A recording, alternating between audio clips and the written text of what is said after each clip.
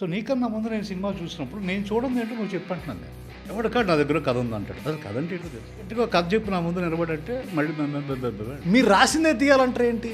Clarity లేకుండా అక్షరం కూడా రాయలేదు. నీకు రాయడం రాక నాకు ఇచ్చావు. ఓకే, బాగా ఎవడెప్పటికాడు రైటర్ అనే ఫీలింగ్ వచ్చేయడం వల్ల వచ్చిన ఇబ్బంది ఏంటి అసలు మీరు సినిమాలు చేయరా?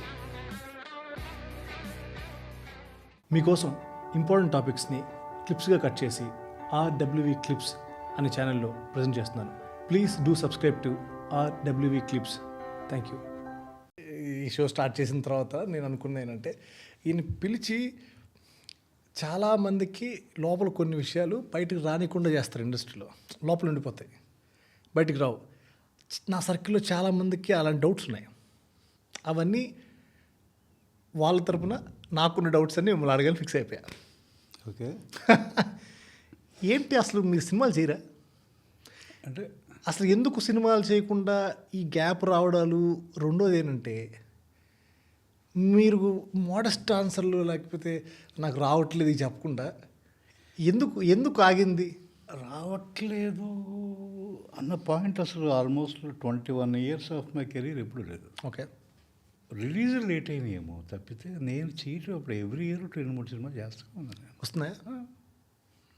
గ్యాప్ ఎప్పుడు లేదు అసలు మధ్యలో. బట్ ఒక టైంలో సంవత్సరానికి 7-8 చేసిన రోజులు ఉన్నాయి. ఓకే, ఒక సంవత్సరం కంప్లీట్గా ఒకటి కూడా చేయని రోజు ఉంది. మళ్ళీ 2-3 అంటే నేను చూసి అయిపోయాక తగ్గించాను. బయట కంప్లైంట్ డబ్బులు కొడుతాను.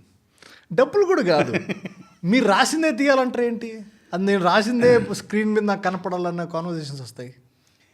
రాసిందే తీయాలి అంటే ఇప్పుడు నాకు ఎందుకు ఇచ్చారు?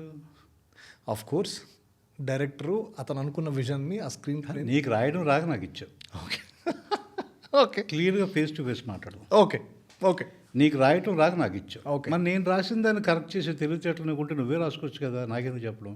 ఏమో డైరెక్టర్కి ఆ టైంలో మార్చాలనుకున్నాడు. అరే నేను చెప్తాను, మార్చినప్పుడు ఒక మాట చెప్పంటాను. నేను రాసింది తీయొద్దు అని నేను. ఓకే, నువ్వేది మారుస్తావు నాకు ఒక మాట చెప్పు. ఇప్పుడు నేను వచ్చి నీకు షార్ట్ చెప్తే ఎంత చదవకుంటుంది నీకు? నా పనిలో నువ్వు వేలు పెట్టినప్పుడు నీ పనిలో వేలు పెడితే ఎలా ఉంటుందో నువ్వు ఒకసారి ఇమాజిన్ చేసుకుని నీకు అర్థం అవుతుంది. ఓకే, అర్థమైంది కదా. ఎవరు డిపార్ట్మెంట్లో ఆడవు కదా. అవును, మరి ఎందుకు వెళ్తారు? చాలామందికి ఏంటంటే ఈ డౌట్ ఉంది, ఈయన రాసింది ఇచ్చేస్తే మేము చేసుకుంటాం కదా డైరెక్టర్లు అనే ఒక. నేను అదే అంటున్నా, ఇది బాగా ఎవడెప్పటికాడు రైటర్ అనే ఫీలింగ్ వచ్చేయడం వల్ల వచ్చిన ఇబ్బంది. రైటర్ అనే ప్రొఫెషన్కి అసలు రైటర్ అంటే ఏంటో తెలియకపోవడం వల్ల వచ్చిన ఇబ్బంది. నేను రాయగలను కదా అంటే ప్రతి ఒక్కడు నువ్వు చూడు 24 క్రాఫ్ట్స్లో కనీసం సెట్ డిపార్ట్మెంట్ కూడా ఇది నాకు తెలిసిన ఎవడ అంటే కానీ ప్రతి వాడు రైటర్ అని మాత్రం ఫీల్ అవుతారు. అంత లోకు అయిపోయిందా అన్నది నా బాధ. అదే కదా, ఎవడికాడు నా దగ్గర కథ ఉంది అంటాడు. అంత లోకువా? అసలు కథ అంటే ఏంటో తెలుసా నీకు? ఫస్ట్ పాయింట్, గట్టిగా కథ చెప్పు నా ముందు నిలబడంటే మళ్ళీ అంటారు. లేదా ఆడు చూసిందో నేను చూసిందో ఒక సినిమా చెప్తాడు.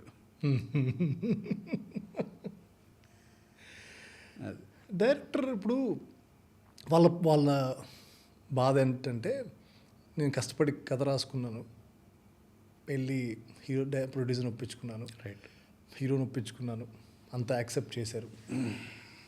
చేసిన తర్వాత నేను ఒక డైలాగ్ రైటర్గా ఎవరికైనా కావాలనుకుంటే మీ దగ్గరికి వచ్చాం, మీరు రాస్తే బాగుంటుందని ఆశతో మీ దగ్గరికి వచ్చిన తర్వాత మీరు ఒక వర్షన్ ఇస్తారు. వర్షన్ ఏమన్నా? ఓకే, సారీ, కథ స్క్రీన్ ప్లే అంతా స్క్రిప్ట్ ఇస్తారు. స్క్రిప్ట్ ఇచ్చారు, రైట్. దానికి మీరు రాయాలి అన్న దాని మీద స్టార్ట్ అవుతుంది. ఎక్కడో దగ్గర చిన్న చిన్న క్లాషెస్ లేకపోతే మనస్పర్ధ లేదు, ఆఫీస్లో వస్తాయి, రావాలి కూడా. ఓకే, రాకపోతే ఎలాగా? కాకపోతే అక్కడ కావాల్సింది ఏంటంటే రైటర్ ఏదో రాస్తాడే, పేరు ఉంది కాబట్టి ఆ పేరు కూడా వాడుకుందాం, తర్వాత మనకు నచ్చింది మనం పెట్టేసుకుందాం అని ఒక యాటిట్యూడ్ ఉంటుంది చూడు, అది మంటుంది నాకు. మీరు రాసాడు సార్ మేము చూసుకో, ఏంటి బొంగు నువ్వు చూసుకునేది, నువ్వు రాసుకో. మరి లేదు క్రియేటివ్ డిఫరెన్సెస్ వచ్చినాయి, ఈ సీన్ నువ్వు అలా చూస్తున్నావు నేను అలా చూస్తున్నా అని చెప్పినప్పుడు ఏదో నువ్వు నన్ను కన్విన్స్ చేయ, లేదా నేను కన్విన్స్ చేస్తా. ఆ డిస్కషన్ కూడా పెట్టట్లేదు అంటున్నాను నేను. ఓకే, నువ్వు రాసేది మార్చేసుకుంటా, అరే మార్చేదని నాతో రాయించడం ఎందుకంటున్నాను నేను. పాయింట్ అర్థమైందా? అర్థమైంది. నువ్వు మార్చడంతో నాకు ఎటువంటి ఇబ్బంది లేదు, ఎందుకంటే సినిమాను ఓవరాల్గా చూసేది నువ్వే. యా. నేను మేబీ ఒక క్రాఫ్టే చూస్తాను, అవును. నువ్వు డైలాగ్తో పాటు సౌండ్ చూస్తావు, విజువల్ చూస్తావు, బ్యాక్ ఆఫ్ ద మైండ్ నీకు ఎమోషన్ ఏం కావాలో నాకన్నా ఎక్కువ క్లారిటీ ఉండొచ్చు నీకు. నాకు చెప్పంట, ఎందుకంటే నీకన్నా ముందు నువ్వు కథగా సినిమాని చూస్తే దాన్ని విజువలైజ్ చేసుకొని డైలాగ్స్ రాస్తున్నప్పుడే డైరెక్టర్ సినిమా తీయడానికంటే ముందే చూసేది రైటర్ మొత్తం సినిమా, రైట్ కదా? అవును. సో నీకన్నా ముందు నేను సినిమా చూసినప్పుడు నేను చూడండి ఏంటో నువ్వు చెప్పంటున్నాను నేను. రైట్. అది చెప్తే ప్రాబ్లం ఉండదు కదా, చెప్పరు. ఏ రైటరే కదా, ఆఫ్టర్ ఆల్ యువర్ రైటర్ అన్నట్టు ఉంటుంది.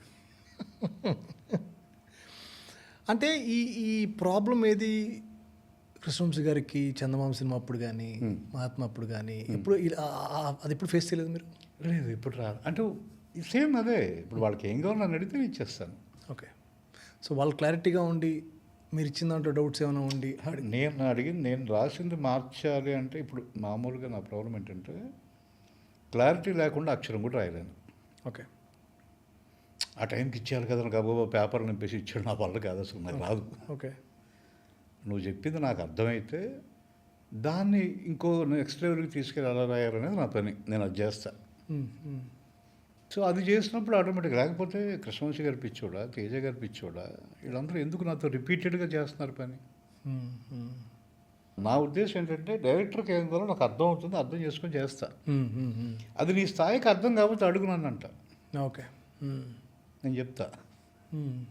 నీ ఐక్యూ లెవెల్కి ఒక్కోసారి నన్ను కిందకు దిగమంటే నేను దిగలేను, అక్కడ ప్రాబ్లం. గాడ్ ఫాదర్ మీకు అంటే చిరంజీవి గారితో ఫస్ట్ ఫిల్మ్ కదా?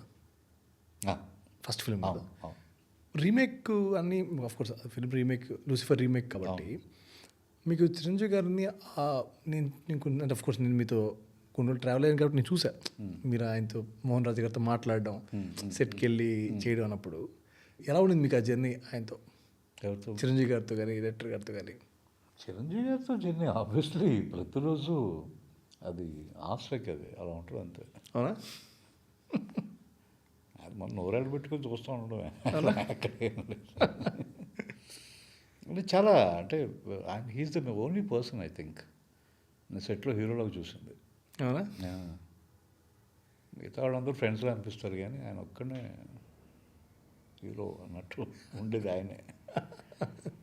అంతట్టు ఆయన రైటర్లకి బాగా వాల్యూ ఇస్తారు. అయ్యో కదా, అయ్యో సూపర్. యాక్చువల్గా ఇప్పుడు ఆయన పాలిటిక్స్కి వెళ్ళడానికి ముందు లాస్ట్ సినిమా ఏదో చేశారు, గుర్తులేదు నాకు. అప్పుడు బాధేసింది. ఇప్పుడు నేను చిన్న పిల్లడుగా ఉన్నప్పుడు రామారావు గారి సినిమాలు మానేశారు, నెంబర్ వన్స్ మాట్లాడుకుంటే. తర్వాత ఏమో చిరంజీవి గారి సినిమాలు మానేస్తున్నారు, నేను ఇండస్ట్రీలో ఉన్నాను, ఆయనకు ఒక్క మాట కూడా రాయలేకపోయాను, ఆయన పాలిటిక్స్కి వెళ్ళిపోయారు ఇంకా అని బాధేసింది. మళ్ళీ 9 years తర్వాత ఆయన మళ్ళీ వెనక్కి వచ్చిన తర్వాత ఈ చేస్తున్నప్పుడు ఓకే మళ్ళీ చేస్తున్నారు సినిమాలు అనుకున్నాను, కానీ నేను రాస్తాను అనుకోవాలి. ఆయన మానేసినప్పుడేమో నాకు బాధేసింది, తిరిగి వచ్చినప్పుడు మళ్ళీ రాయాలని కోరిక ఏం లేదు నాకు, కోరికలు ఏం లేవు. అది మనం కోరుకుంటే ఏమొస్తాయి, యూనివర్స్ ఇవ్వాలి అంతే. అదా కలిసి వచ్చింది. సో అలాగే సెట్లో కూర్చొని మనం రాసిన డైలాగులు ఆయన నోట్లోంచి వస్తూ ఉంటే ఇక్కడ కూర్చొని ఒక మూల ఇమాజిన్ లోపల విజిలేస్తా ఒక ఫీలింగ్ చూస్తుంది. ఇది కదా ఒక్క డైలాగ్ చెప్తే చాలనుకున్న మనిషి 2.5 గంటల సినిమా డైలాగ్ చెప్తున్నాడు ఆయన. ఏ రేంజ్లో ఉంటుంది అది హ్యాపీనెస్ అసలు. దట్టు పైగా సంకలన పుస్తకం తీర్థం అదన్నట్టు అదేలేండి. అలాంటి మెగాస్టార్ నోట్లోకి మన మాట వెళ్ళిన తర్వాత నా దగ్గర ఉన్నప్పుడు అది మామూలు మాట, అక్కడికి వెళ్ళిన తర్వాత అదొక స్టేట్మెంట్. బికాస్ ఆఫ్ లూసిఫర్ రావడం వల్ల లేకపోతే ఓటీటీలో రావడం వల్ల ఇది అంత నేమ్ రాలేదా?